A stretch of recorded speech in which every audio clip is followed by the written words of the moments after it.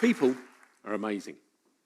Working together as part of social groups, human beings have created an enormously dynamic, connected world. We've become the species that has been most successful on this planet.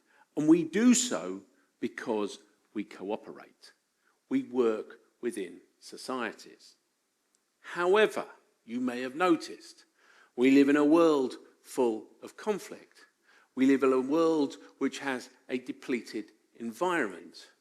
We have a world of increasing inequality and millions of people migrating to try and find a better life.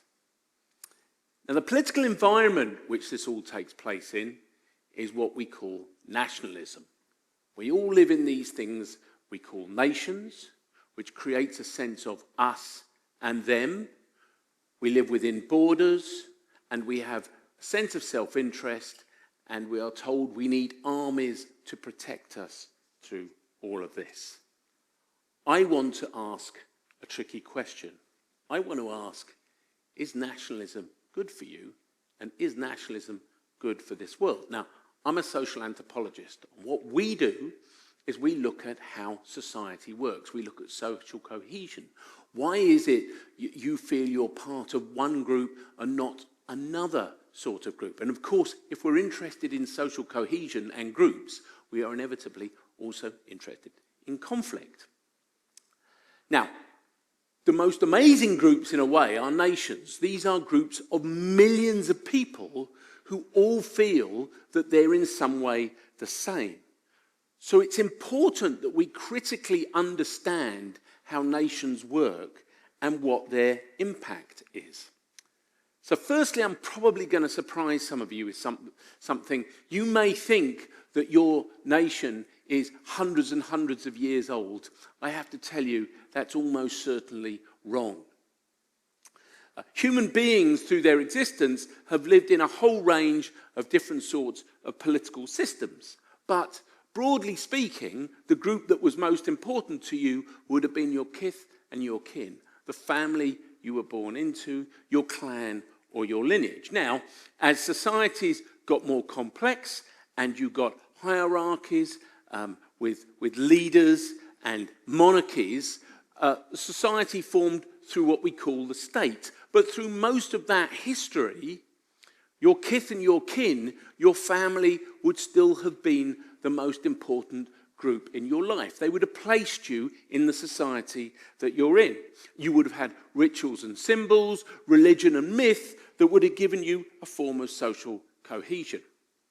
Social and political scientists broadly agree that the modern nation only really comes in and around the 19th and into the 20th centuries. That's a sort of a populist ethno-national group. This is after the Reformation and the Enlightenment, industrialization, urbanization, democratization, and the tensions between social classes that we start to develop a sort of large, cohesive, sort of compliant social group. And this may sound strange, but nations are pretty much all the same.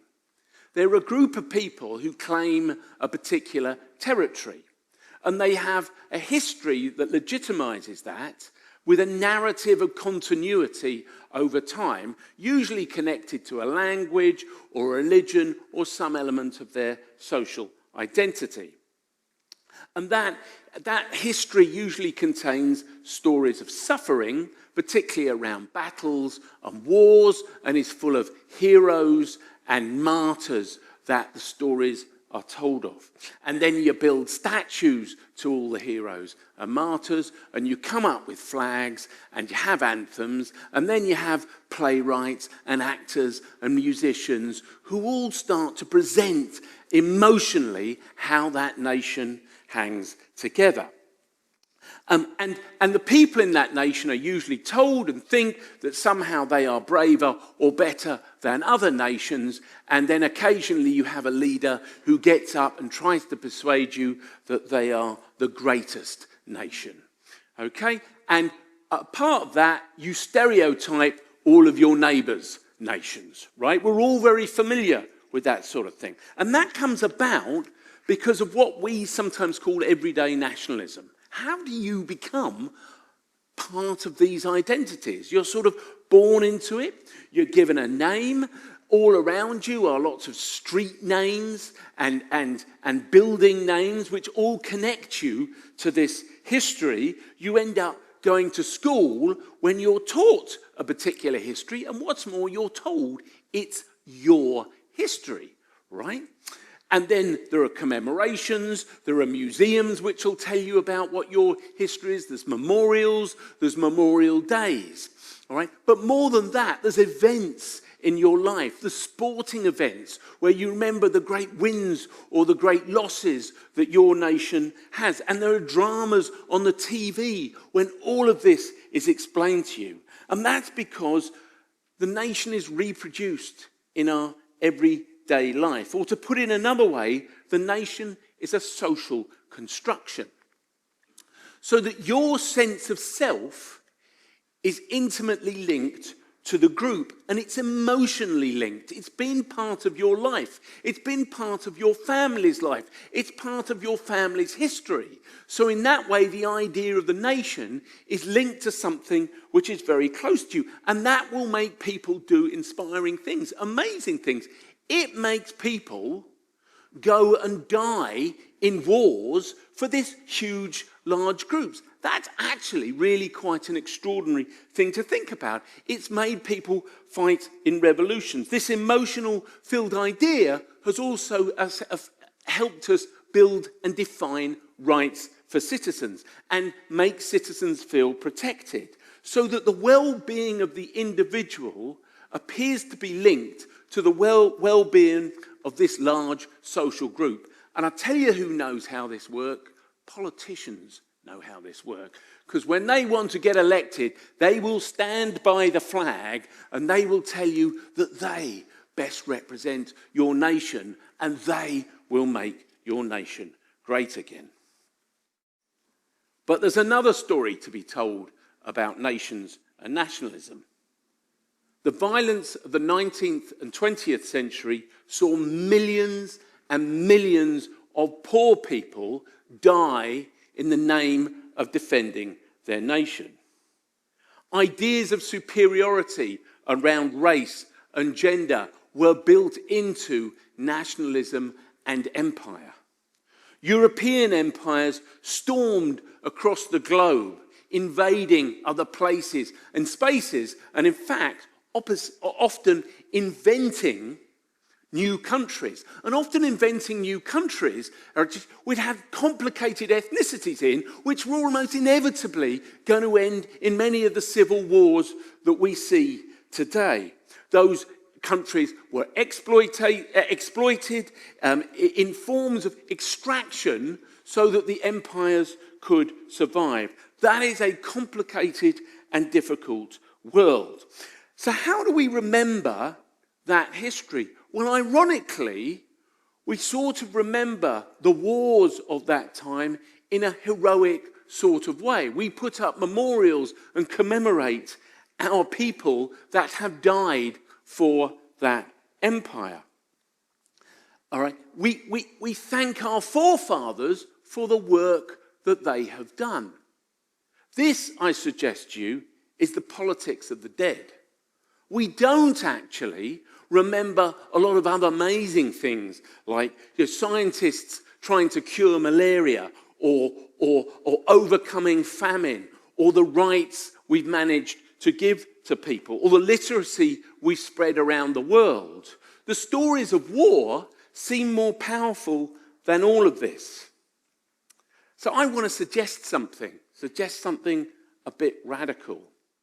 The debt we owe is not to the past.